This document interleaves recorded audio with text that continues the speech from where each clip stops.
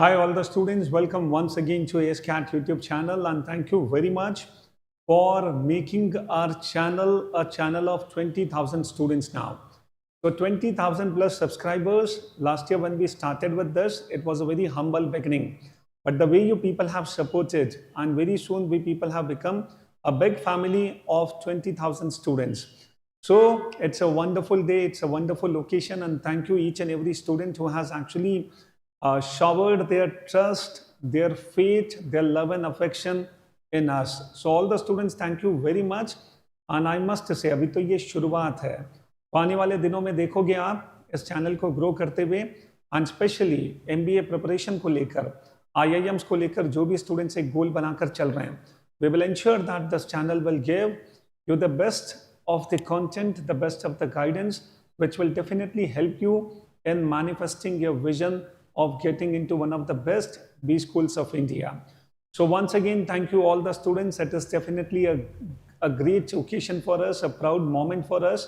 And believe me, कल पूरी रात the excitement was fantastic.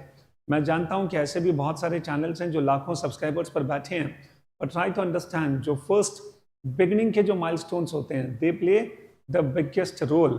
और वो माइलस्टोन्स अचीव करना अपने आप में it gives immense pleasure and satisfaction. So students, welcome, welcome, welcome. And आज का जो RC है, we are going to discuss one of the actual CAT 2023 passages from slot 3. Students understand, जब मैं CAT की बात करता हूँ तो generally we have a perception कि सर CAT के passages बहुत tough होते हैं. But believe me, among all the tough passages, you will always find some such passages which are indeed manageable. ऐसे बहुत सारे passages होंगे जो बहुत ज़्यादा tough नहीं होते. They are easy to handle. We can actually comprehend them properly, and even getting the accurate answers is not so tough. तो ऐसा ही students एक passage में आज discuss करूँगा जो बहुत ज़्यादा tough नहीं है. Topic थोड़ा सा simple है. We will be able to understand, and as you are able to see on the thumbnail, we are going to discuss a topic on a passage on climate change. So that becomes the topic for today's passage. तो start करते हैं. Yes. Let's begin, Tanish. Done. तो चलिए सभी student, सबसे पहले तो stream को लाइक कर दो. एंड अभी तो हमारी ये शुरुआत है, 20,000 तक हम लोग पहुंचे हैं. रॉबर्ट फ्रॉस्ट की बहुत अच्छी सी lines, the words are lovely, dark and deep, and I have promised to keep and miles to go before I sleep. तो कुल मिलाकर देखिए बहुत लंबी जर्नी है. माइल्स टू गो, इस विजन के साथ भी people are working. And believe me students, काम करने का जो मजा है, दैट इज फैंटास्टिक. और आज का जो पैसेज है, it is all about climate change. आज का जो पैसेज है students, it's all about a book which has been written on the topic climate change. So this becomes a passage of a book review. Now before I show the passage to you, आप लोगों ने अमिताभ घोष के बारे में सुना होगा. Amitabh Ghosh, an Indian writer, इन्होंने बहुत अच्छी बहुत सारी novels लिखी, and he was a winner of Jnanpith award as well. So Amitabh Ghosh की एक बहुत अच्छी सी बुक है, The Nutmeg's Curse. उसी का स्टूडेंट्स ये पूरा रिव्यू है. I am giving you this background, but CAT में एनीवे स्टूडेंट्स को पहले से इस बैकग्राउंड के बारे में पता नहीं होता है. That is the reason. कोई भी अच्छी बुक अगर पब्लिश होती है तो you should have some knowledge about that also. And even if students that is not there, you people can actually groom yourself up to such a level that passage को पढ़ के we people can understand what actually is the crux of the passage. So सबसे पहले I am going to show 4 questions. I'll not be showing the options to you. I'll just show the 4 questions which are based on this passage. I want all the students to have a look over the questions once to understand what is the nature of the questions. And once we are done with that, then we will go through the passage, and then students we will mark the correct answers to all the questions. Okay? So shall we start now? Done. तो जो भी students live आ चुके हैं फटाफट लिख दो, sir are we ready or not? लिख दो फटाफट. Yes sir, we are ready. Yes, so this becomes the 24th class, and these are the 4 passages, sorry, 4 questions. So these are the 4 questions which are based on a passage which is a book review about a book written by Amitav Ghosh. The Nutmeg's Curse is the name of the book.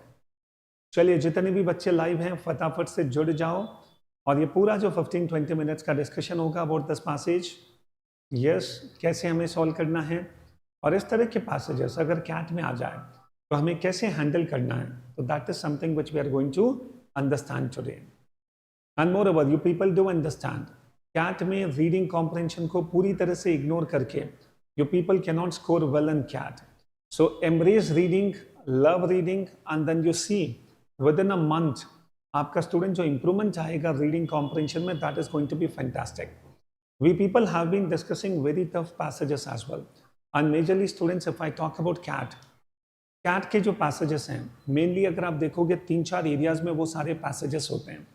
Philosophy सबसे common सा topic, favourite area of CAT. Psychology becomes a very favourite area of CAT. Then students book review, that becomes a very favourite area of CAT once again. Climate change, book review, and then if I talk about science and technology, these are the common areas जिस पर questions आने के chances होते हैं, passages आने के chances होते हैं। देन सोशियोलॉजी, तो ये कुछ एरियाज में अगर आप 10, 15, 20 पैसेजेस सॉल्व करने की प्रैक्टिस कर लें हर एरिया में, आप देखोगे वैसे ही कॉम्पिटेंसी अपनी बहुत अच्छी हो ही जाएगी। तो चलिए सारे students welcome on board and let us try to understand the questions now. On the basis of information in the passage, which one of the following is not a reason for the failure of policies seeking to address climate change? So try to understand, possibly इस passage में we may be discussing about the possible reasons. So we need to identify which is not the reason. Second, which one of the following best explains the primary purpose of the discussion of the colonization of the Banda Islands and the Nutmeg Curse? Anyway, students, primary purpose of discussion of the colonization of the Banda islands, तो कहीं ना कहीं Banda islands के बारे में कुछ दे रखा होगा उसके कॉलोनाइजेशन को लेकर। And moreover students, to understand what is this, you need to first understand what is the meaning of colonization. I believe that सभी स्टूडेंट्स को इसका मीनिंग पता होगा कि अल्टीमेटली कॉलोनाइजेशन होता क्या है। ब्रिटिशर्स ने स्टूडेंट्स पूरी दुनिया को अपनी कॉलोनी बना दिया, ऑलमोस्ट द होल वर्ल्ड। तो ब्रिटिशर्स ने इंडिया को भी, India was also once a colony of Britishers, तो इसी को हम कॉलोनाइजेशन कहते हैं। ये जो यूरोपियन पास है, the Britishers, the Dutch people, the Portuguese, the French, इन्होंने पूरी दुनिया में अलग अलग रीजन्स को कैप्चर किया और उन्हें अपनी कॉलोनीज बना दिया। So that era was known as colonization. Okay, done. चलिए students, all of the following can be inferred from the reviewer's discussion of the nutmeg curse except. तो कम से कम इस क्वेश्चन से पता चल जाएगा कि this particular passage is basically a book review. So reviewers discussion of the nutmeg curse. और जब इसको मैंने कोट अनकोट में लिखा है, इसी से समझ में आना चाहिए स्टूडेंट्स कि this should be name of a book or possibly it can be anything, but it seems like जब मैं रिव्यू की बात कर रहा हूँ तो nutmeg curse it becomes a book.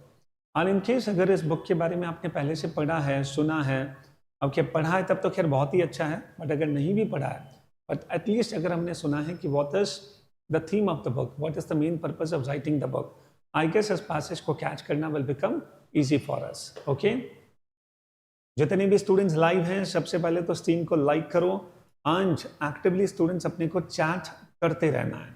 अभी मैं आपको बताऊंगा पूरा पैसेज और फिर क्वेश्चंस अपन सॉल्व करेंगे। And wherever students, you people have got any question pertaining to reading, pertaining to the VRC section of CAT or overall CAT के किसी भी section से related, तो you people can post your questions also.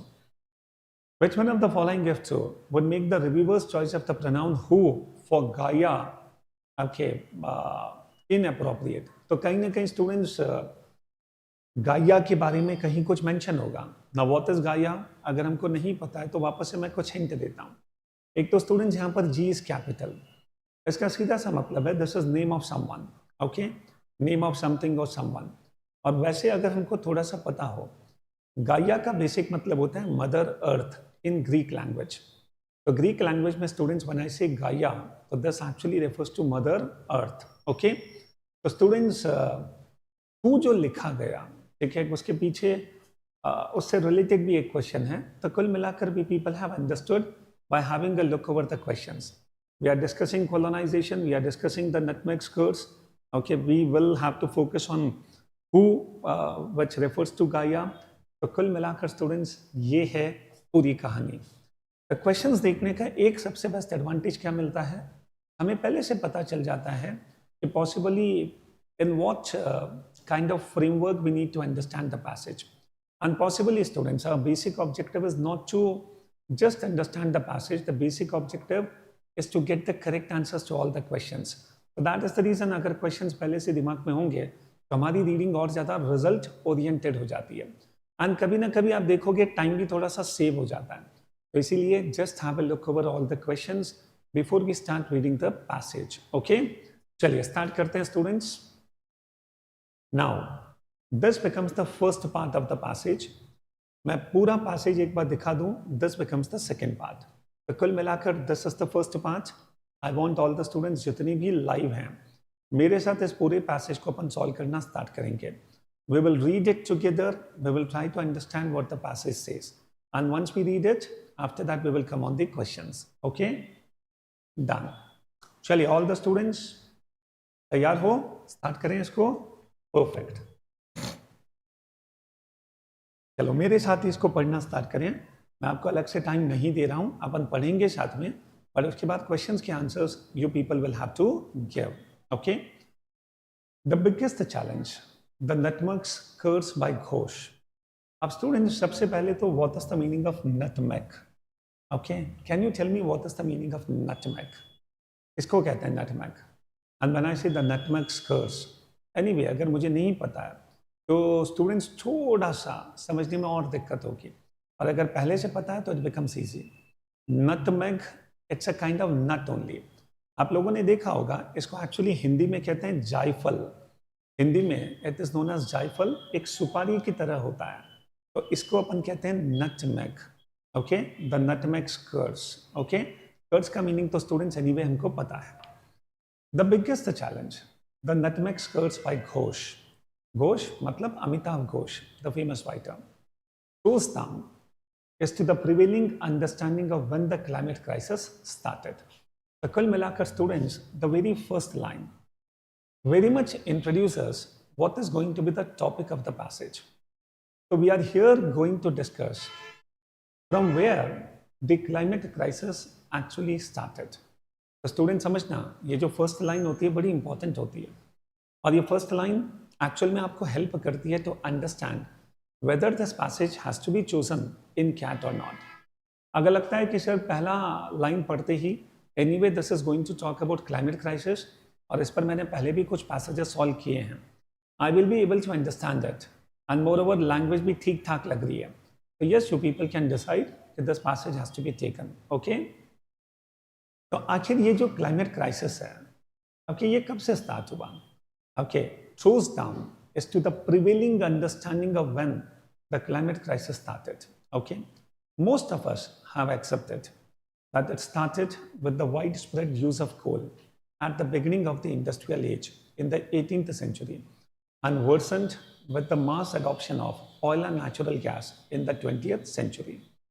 तो कुल मिलाकर students general understanding is this only, actually जो climate crisis है ये कब से स्टार्ट हुआ? So with the advent of industrial revolution, the students 18th century, 19th century, and finally 20th century में, okay, it got worsened. So this is the common understanding. But now students try to understand. Amitabh Ghosh अपनी book में क्या लिखते हैं? That is something which we need to catch. अब देखो, Ghosh takes this history at least 3 centuries back to the start of European colonialism in the 15th century. He starts the book with the 1621 massacre by Dutch invaders determined to impose a monopoly on nutmeg cultivation and trade in the Banda Islands in today's Indonesia. Now you people understand, Banda Islands पर students एक question भी है, understand. तो ये example क्यों दिया गया? Okay, we people will have to understand. तो कुल मिलाकर अमिताभ घोष ने अपनी किताब को कहाँ से स्टार्ट किया? Okay, 1621 massacre by the Dutch invaders. Not only do the Dutch systematically depopulate the islands through genocide. I hope you people understand what is genocide. Side का मतलब होता है to kill, and genocide when you kill people of a particular race or particular community. So this is known as genocide. They also try their best to bring nutmeg cultivation into plantation mode. These are the 2 points to which Ghosh returns to examples from around the world. One, how European colonialists decimated not only indigenous populations but also indigenous understanding of the relationship between humans and earth.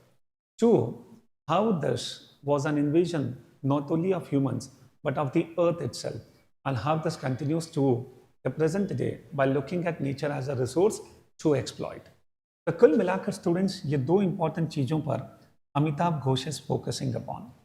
He says that किस तरह से European कॉलोनियलिस्ट्स ने indigenous populations को पूरी तरह से decimate कर दिया, and eight the same time उन्होंने सिर्फ पॉपुलेशन को डिस्टर्ब नहीं किया, eight the same time the indigenous understanding of the relationship between humans and earth.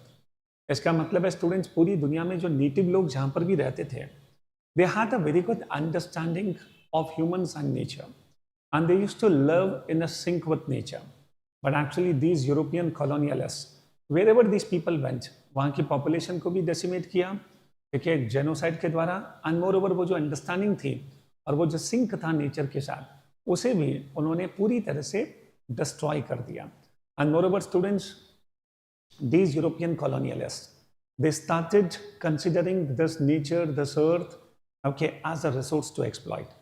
तो ये बहुत बड़ा अप्रोच का डिफरेंस था, attitudinal difference between the colonialist and the indigenous people. Indigenous का मतलब है native people, understand. So now you people see, we know we are facing more frequent and more severe heat waves, storms, floods, droughts and wildfires due to climate change. We know our expansion through deforestation, dam building, canal cutting, in short, terraforming, the word Ghosh uses, has brought us repeated disasters. तो कुल मिलाकर students, आखिर ये climate crisis start कहाँ से हुआ, इसको discuss करना is the main purpose of this particular passage, this particular paragraph. और अमिताभ घोष अपनी किताब में कहते हैं कि ये स्टार्ट होता है डच से, और डच ने बांदा आइलैंड्स इंडोनेशिया में जो था वहाँ पर सबसे पहले उसे अपना कॉलोनी बनाया और नटमेग कल्टीवेशन जो था उसे पूरी तरह से कैप्चर कर लिया. And this is how this touch people, और फिर उसी को ब्रिटिशर्स ने फॉलो किया, पोर्चुगीज ने फॉलो किया. तो this is how it started. तो Amitabh Ghosh is giving a new opinion कि क्लाइमेट क्राइसिस को 18th या 19th सेंचुरी में स्टार्ट नहीं हुआ, इट स्टार्टेड वे बैक. तो it has very integral relationship with the spread of colonialism. तो जैसे जैसे कॉलोनियलिज्म स्प्रेड हुआ वैसे वैसे क्लाइमेट क्राइसिस भी स्टार्ट हो गया. तो this is what the first paragraph says. मुझे बताओ स्टूडेंट्स, ये क्लियर हो गया? Perfect, absolutely. तनिष, ये 100 पैसेजेस आप मेरे साथ सॉल्व करोगे, I am very confident. Okay, VRC में किसी भी स्टूडेंट का 95 परसेंटाइल से कम का स्कोर तो बिल्कुल नहीं बनेगा, और थोड़ी सी मेहनत और करोगे, crossing 99 percentile is also very much possible. CAT का थोड़ा सा नेचर समझो. CAT में we are not supposed to solve more number of questions. Even if people solve less number of questions, we can score high. So 24 questions of English. इनमें से if I talk about, if your English is good, तो कोई भी student 16, 17, 18 तक अगर attempts कर ले with a reasonably good level of accuracy, say 85%, तो आप देखोगे तो 99.5 क्रॉस करना will become easy. और अगर 17, 18 attempts नहीं हो पाते तो go for 12, 13 attempts एंड कोशिश करो कि उसमें से लगभग 10 सही हो जाए. अगर इतना भी करोगे तो 98 परसेंटाइल बहुत इजीली टच हो जाएगा. ओके, चलो तो स्टूडेंट्स आगे बढ़ते हैं. तो ये था first paragraph. Now coming on the second paragraph. Are these the responses of an angry Gaia who has finally had enough. And students, मैंने कहा था गाया का मतलब है mother earth in Greek language. तो students, are these the responses. When I say these, हमेशा pronouns पे focus किया करो. What are we talking about? We are talking about heat waves, storms, floods, droughts. तो क्या ये सब मदर अर्थ के रेस्पॉन्सेस हैं? And the question is, the mother earth is very angry now, so who has finally had enough. And students, देखो गाया के लिए हमने एक वर्ड यूज किया who. The pronoun which we have used here is who. अब students, जो people understand when I say who as a relative pronoun हम कहाँ यूज करते हैं? हम हु को यूज करते हैं जब किसी पर्सन को रेफर करना हो, हम किसी थिंग को जब रेफर करते हैं तो वहां पर generally we use which, that, etcetera. But अगर who as a relative pronoun मैं यूज कर रहा हूं, इसका मतलब है मैंने गाया को, दैट मीन्स मदर अर्थ को एज अ पर्सन ट्रीट किया। और इसी पर students there is one question also which is based, okay. तो बहुत ढंग से अच्छी तरह से इसको समझना। By using the word curse in the title, the author makes it clear that he thinks so. That he thinks so. Absolutely. तो क्या ये जो responses हैं, okay, ये एक तरह से revenge है, which Mother Earth is taking, okay, who has finally had enough. Okay, and book का title क्या कहता है? The Nutmeg's Curse. तो the reviewer of the book says, जो title है वो अपने आप में बताता है कि Amitabh Ghosh actually believes in this only. Amitabh Ghosh को लगता है जितने डिजास्टर्स हैं, and you people see that in the last 2 months 3 months India में कितने डिजास्टर्स, एंड बिकॉज अभी हैवी रेनफॉल चल रहा है, at the same time this time जो समर था, heat wave, extreme, even students in our place in Rajasthan we see that okay almost temperature 52-53 degree तक पहुंचना स्टार्ट हो गया। So this is something which is rare. So क्या finally mother earth has become angry? तो Amitabh Ghosh curse use करते हैं, तो it seems like yes he thinks so, okay. I use the pronoun who knowingly. अब सोचो students, I मतलब कौन? The writer of this particular passage, okay, the reviewer. I use the pronoun who हम किसको refer करते हैं? Person को। Now why is it so? Try to understand. Sorry, I use the pronoun who knowingly because Ghosh has quoted many non-European sources. Try to understand. European नहीं, non-European. Ghosh तो वैसे भी European को तो कल्परेट मानते हैं, because of their colonialism only the crisis started. So students see, because Ghosh has quoted many non-European sources to inquire into the relationship between humans and the world around them, so that he can question the prevalent way of looking at Earth. And what is the prevalent way of looking at Earth? That Earth is just a resource and we people have the right to exploit it. यही तो prevalent approach है students, यही तो way of looking at Earth है। हम सबको क्या लगता है? This nature, this Earth, ये तो केवल एक resource है। जबकि students, जो indigenous thinking थी, जो non-European thinking थी, that was not this. इसीलिए तो गाया के लिए हु बोला गया।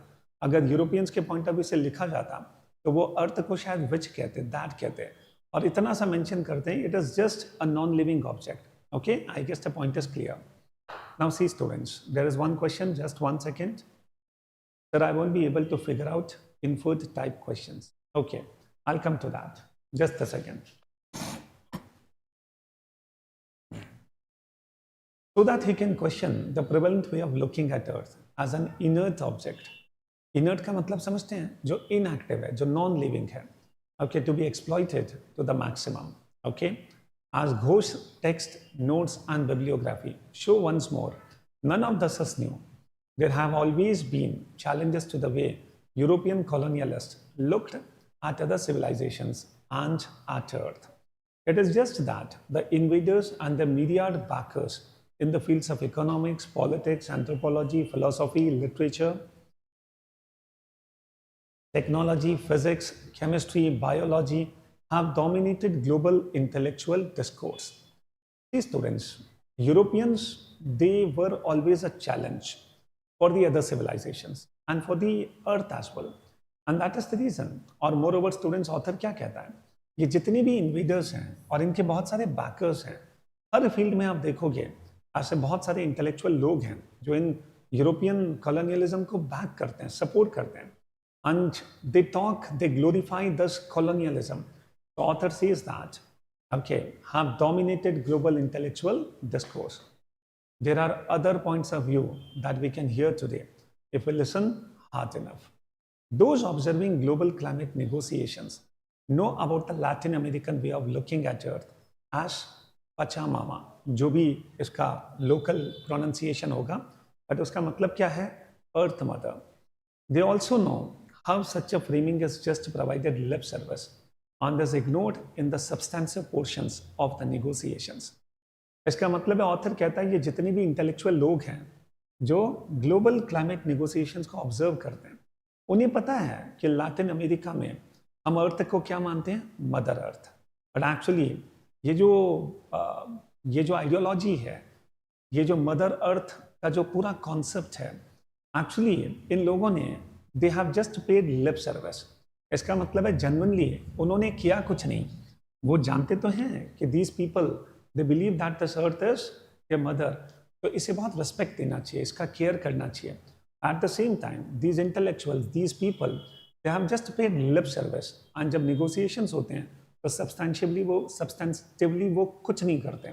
That is what the reviewer is talking here, the author is talking here. तो वापस से स्टूडेंट्स इन लाइन्स को पढ़ो, एंड जब तक पूरी क्लैरिटी नहीं आ जाए, एटलीस्ट प्रिपरेशन करते समय, we people have to be very much clear in understanding the passage. मैं कई बार स्टूडेंट्स को देखता हूँ with ambiguity they tend to mark the answers.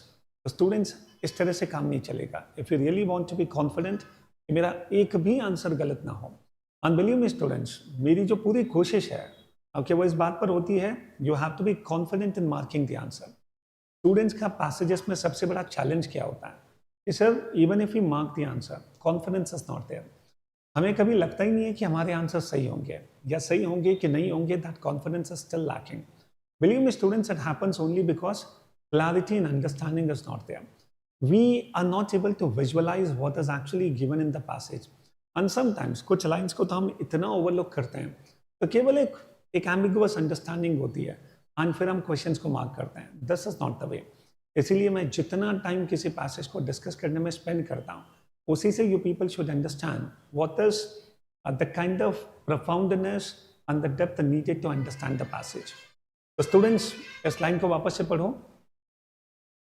Those observing global climate negotiations know about the Latin American way of looking at Earth as Pachamama, Earth Mother.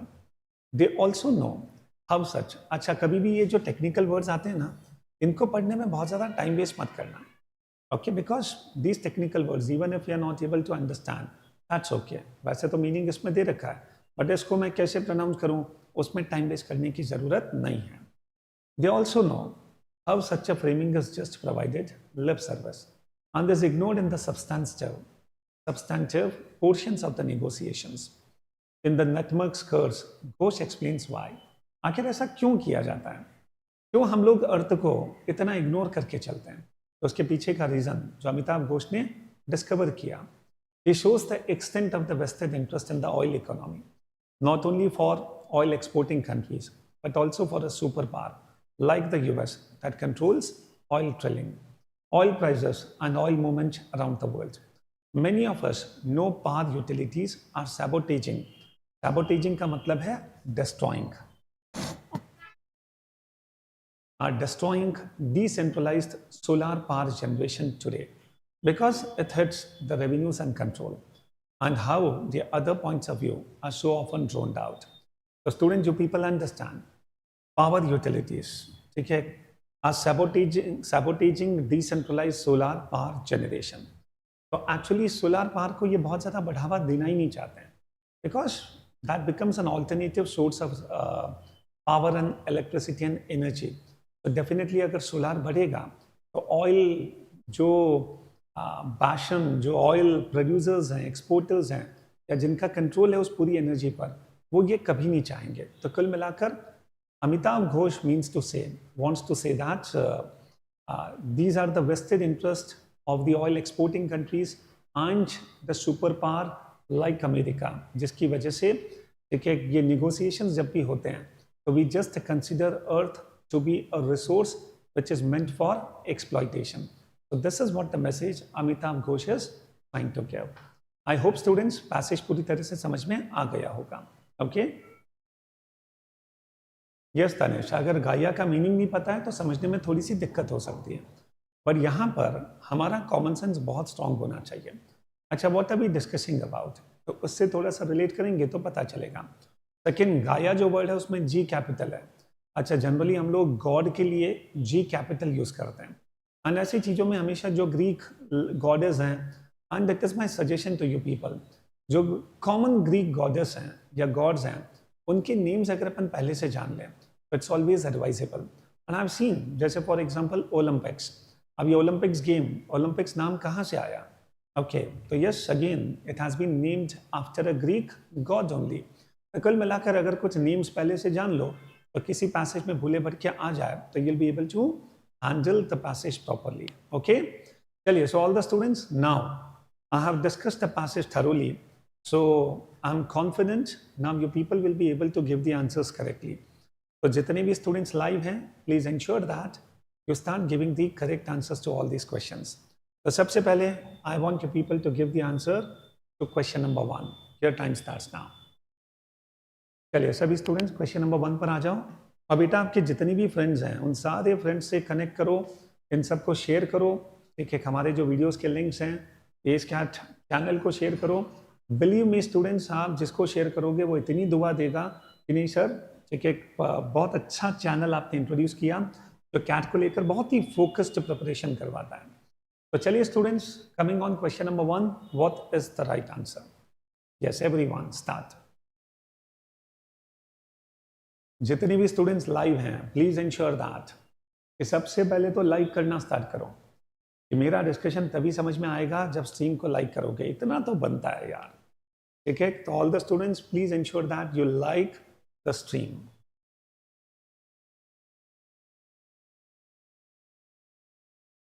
Yes, what is the correct answer?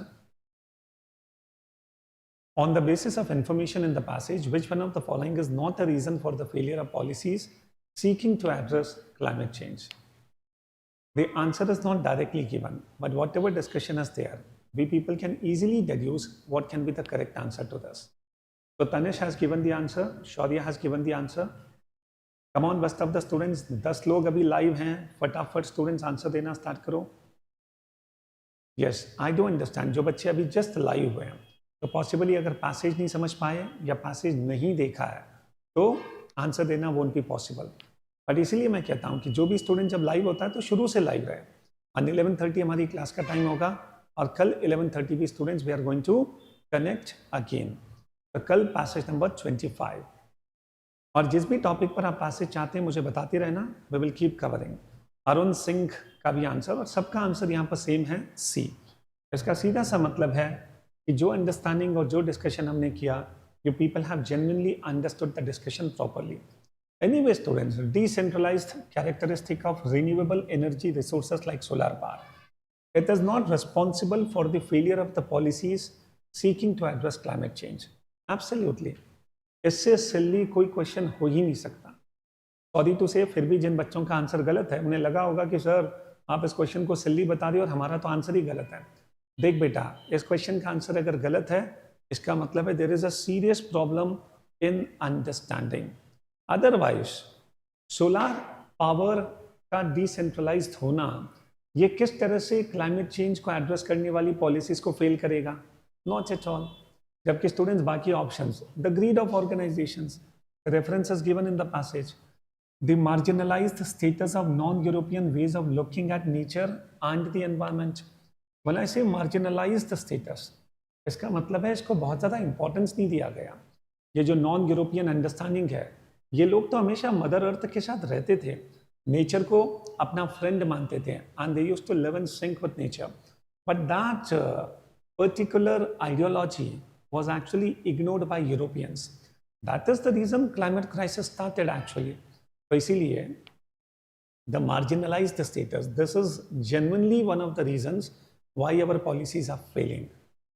The global dominance of oil economies and international politics built around it, absolutely second paragraph में पूरी तरह से discuss कर रखा है. इसीलिए the correct answer is C. चलिए students मुझे बताओ question number 2, what is the right answer?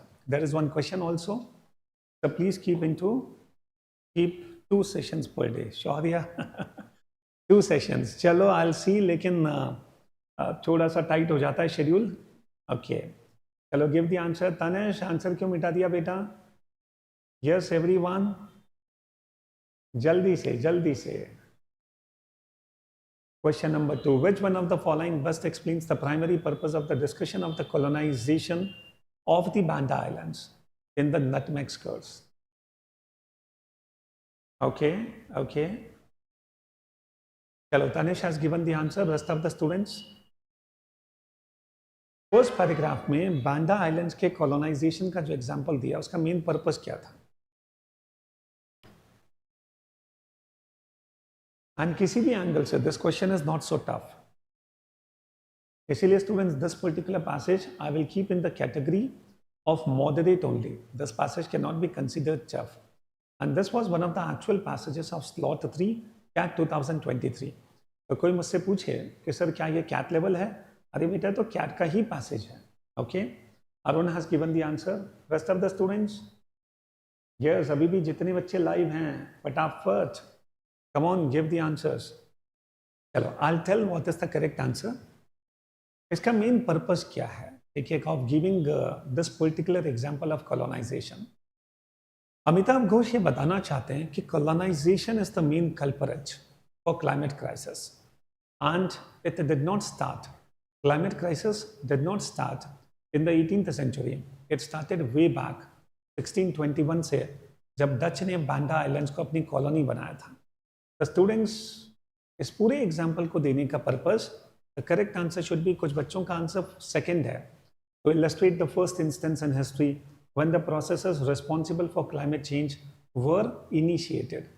I think students, second कुछ हद तक logical हो सकता है, but I do have a better choice here. अगर मैं fourth option पढ़ता हूँ, to illustrate how colonialism represented and perpetuated the mindset that has led to climate change. This option is a very, very powerful option, and indeed this sums up the main purpose of giving that example. Students, here the best answer is fourth option. Indeed, if you compare second with fourth, try to understand the basic purpose is not to just show the first instance. The basic purpose is to say that the real culprit is colonialism. Hence, fourth option becomes the right answer. Okay, I guess you people agree with this? हाँ, देखो second option इसलिए नहीं हो सकता, वैसे तो मैं समझा चुका हूँ, तो illustrate the first instance in history. तो केवल ये बताने के लिए कि पहली बार कब हुआ था, that is not the purpose, but ये बताना चाहता है इस एग्जाम्पल से कि जो रियल कल्परेट है ना, that is colonialism, and it started in 1621 by the Dutch occupancy of the Banda island. Okay, that is the way. इसीलिए fourth option is a very powerful. See, best explains the primary purpose. Okay, best explains the primary purpose. Second option भी कुछ हद तक ठीक है. I'll not say that this is very much illogical, but fourth is a very powerful option. You agree with this answer? फटाफट बताओ, fourth option से आप लोग एग्री करते हैं या still you people feel like second is better? Okay, फटाफट. Arun, done. You people agree with this? बहुत ही बढ़िया. चलिए सभी स्टूडेंट्स जितने भी लाइव हैं, क्वेश्चन नंबर 3 पर आ जाते हैं. Coming on question number 3. All of the following can be inferred from the reviewer's discussion of the nutmeg curse except. Yes, बहुत अच्छा क्वेश्चन है. ओके, ध्यान से समझना. All of the following can be inferred from the reviewer's discussion of this book except. So students, what cannot be inferred? That becomes the question. What cannot be inferred? Yes.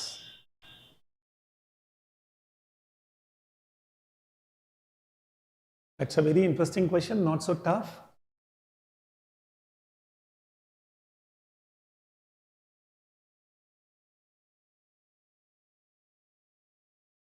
Yes, let me see who becomes the first one to give the answer.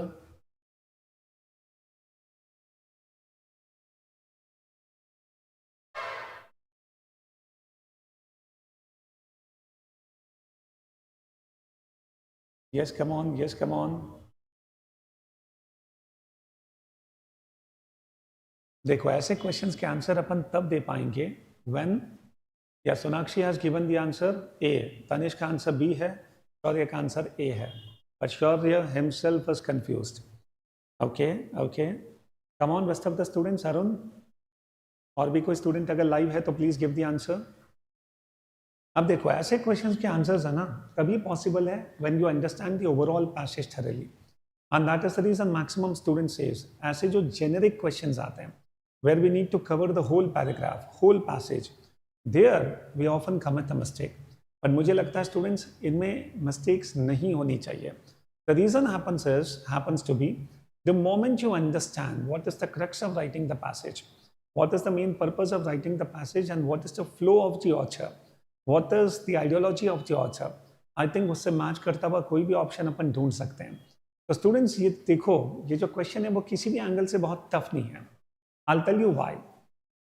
What can be inferred from the reviewer's discussion of this book? Okay. Sorry, the question happens to be all of the following can be inferred except. So what cannot be inferred? That becomes the question. The very first option says academic discourses have always served the function of raising awareness about environmental preservation. Students, अगर आपको ये passage थोड़ा भी ढंग से समझ में आया है तो आगे किसी भी ऑप्शन को पढ़ने की जरूरत ही नहीं है. The correct answer is first option. कुछ भी नहीं करना है. इन बच्चों का आंसर सेकेंड ऑप्शन है, totally wrong. Students, you people understand, in the very first paragraph, I have talked about, I have spoken about the intellectual discourse, the people from the various fields, economics, physics, psychology, philosophy, this, that. और ये सब intellectual लोग जिन्होंने दुनिया को dominate किया, they were backers of these colonialists. ये तो यूरोपियन लोगों को बैक करने वाले लोग थे. इसका मतलब है इन्होंने यूरोपियन कॉलोनियलिज्म को हमेशा सपोर्ट किया. इसका मतलब है जो यूरोपियन आइडियोलॉजी है, this earth is just a resource, it's a non living object and it is resource which has to be exploited. तो ये जो इंटेलेक्चुअल लोग हैं ये तो एक्चुअली इनको सपोर्ट करते हैं. ओके, तो फर्स्ट ऑप्शन ये कैसे इन्फर होगा? एंड फर्स्ट ऑप्शन तो कहता है कि these intellectual people, they have always created awareness, okay, for the preservation of the environment. Not at all. These people, they have always backed the Europeans, okay, and these Europeans who always considered earth to be a resource to be exploited. तो ये लोग तो जिम्मेदार हैं exploitation के लिए, not for preservation. इसीलिए students, first option itself is the correct answer. Thus, we cannot infer. Second option कहता है environmental preservation policy makers can learn a lot from non-European and or pre-colonial societies. Absolutely. Second तो अपन infer कर ही सकते हैं. First cannot be inferred. Second तो 100% we can infer. और जिन बच्चों ने फर्स्ट ऑप्शन को छोड़ा और सेकंड को मार्क किया, इसका मतलब है अभी तक ये पैसेज पूरी तरह से you people could not understand. बेटा आप समझो, जो नॉन यूरोपियन लोग हैं वो तो हमेशा नेचर के साथ, अर्थ के साथ रहते आए हैं, इन सिंक, ओके, एंड अमीकेबली. तो इन दोनों के बीच में तो कभी कोई फाइट हुआ ही नहीं, नेचर एंड नॉन यूरोपियंस. तो नेचर को वो अपना मदर मानते हैं, मदर अर्थ मानते हैं. तो ये जो नॉन यूरोपियन अप्रोच है, अगर उस अप्रोच से सीखा जाए तो यस, इस अर्थ को प्रिजर्व करने में बहुत कुछ सीखा जा सकता है. That is what the second option talks about. And indeed, thus we can infer from the passage. So second cannot be the correct answer. Come on, tell me all the students, जिन भी बच्चों का answer B था, could you understand this? Why the answer cannot be B and why the answer should be A? Tell me thoroughly. आपको लगता है समझ में आ गया तो well and good. Otherwise, students, you people have a right. Share your disagreement. And passages में जितना debate होता है, जितना डिस्कशन होता है, उतनी लर्निंग बहुत अच्छी होती है. ओके, चलो सभी स्टूडेंट्स एग्री करते हैं? Good enough. चलिए, coming on students, question number 4. This becomes the last question. So which one of the following if true would make the reviewer's choice of the pronoun who for Gaia inappropriate? Now this question is not easy to handle. अब इसके लिए students आपको reviewers choice मतलब सबसे पहले तो reviewer का सोच क्या था, you will have to catch it.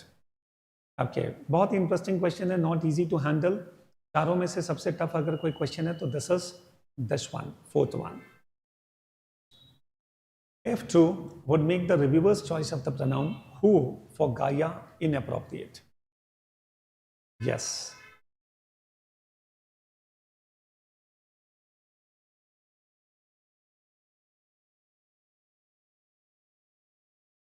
But options आपकी बहुत हेल्प करेंगे. अगर स्टूडेंट्स आप थोड़ा सा ऑड वन आउट भी करोगे तो भी आंसर मिल जाएगा. Yes, Anish has given the answer, Shaurya has given the answer. Fantastic. Come on, rest of the students. Yes, और भी जो स्टूडेंट्स लाइव हैं जिन्होंने पूरी क्लास अटेंड की, चैट बॉक्स में तो स्टूडेंट्स आप लोग आंसर्स दे ही रहे हैं, but I want stream and होने के बाद कमेंट में भी स्टूडेंट्स आपके वंडरफुल कमेंट्स चाहिए। ओके, मैं चाहता हूँ कि जब इतनी मेहनत हो रही है तो ज़्यादा से ज़्यादा स्टूडेंट्स कनेक्ट हो सके, अंडरस्टैंड। तो बिल्कुल होल हार्टेडली कीप अप्रिशिएटिंग। चलिए ऑल द स्टूडेंट्स, फैंटास्टिक, बहुत अच्छा लगा कि सभी स्टूडेंट्स ने इसका करेक्ट आंसर दिया। And indeed the correct answer to this question is third option. Non-European societies have perceived the earth as a non-living source of all resources. Not at all. Non-European societies, they have never perceived the earth as a non-living resource or a non-living source. Not at all. ये तो European ideology है, ये तो European approach है, understand. तो इसीलिए student जो people understand ये जो थर्ड है, okay, would make the reverse choice of the pronoun who for Gaia inappropriate. Absolutely students, inappropriate क्यों? बिकॉज अगर नॉन यूरोपियंस ने भी अर्थ को ऐसा ही माना होता, it's a non living object, तो फिर तो स्टूडेंट्स ऑथर यहाँ पर कभी भी हु यूज ही नहीं करता। ऑथर ने हु यूज क्यों किया? देखिए, बिकॉज नॉन यूरोपियन जो सोसाइटीज हैं वो हमेशा अर्थ को ओके अ लिविंग पर्सन मानती है। वो अर्थ को स्टूडेंट्स केवल एक रिसोर्स देने वाला थोड़ी माना जाता है। वो मानती है कि earth is our mother, understand, and we should always take care of her. इसीलिए तो हु आ रहा है। तो इसीलिए she is very much in against of the point which is given here. So students, the correct answer here will be third option. This is going to be inappropriate. And even if still if you are not convinced, okay, इस पूरे passage में second paragraph में students, if you read this particular part, you will actually come to know why the correct answer should be third option. Okay, so students, this was the complete discussion of the passage. कैसा लगा passage? कैसा लगा discussion? कैसा लगा? Okay, and if people have genuinely understood it, fantastic. This is the kind of in-depth understanding which is needed. और इसी को students हमें master करना है. And it is only a matter of time. Believe me students, आज भी start करोगे. Even if CAT को लेकर कोई student अभी तक serious नहीं था, but अब serious हो रहा है, no problem at all. Even if you start today, today is 13th August, आप देखोगे 13th September तक आते आते, within a month, you will feel so much confident. It's a tough set of passage को समझना है, not so, it's not something like which we cannot handle. We can actually do it. It's all about solving at least 2-3-4 passages per day. एक अलग से मैं video बनाऊंगा जिसमें अगले 100 days की हमारी स्ट्रैटेजी क्या होनी चाहिए. I'll specially work on that. I'll specially focus on that. उसे बहुत एलेबरेटली मैं डिस्कस करूंगा और उस स्ट्रैटेजी पर स्टूडेंट्स आप चलना स्टार्ट कर दो.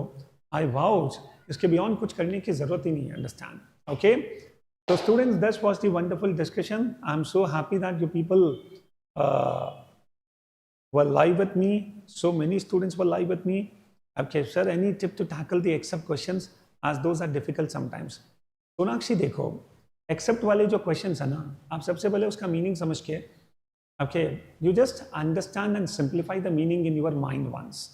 जैसे for example, if that particular question if I talk about. Yes, all of the following can be inferred except.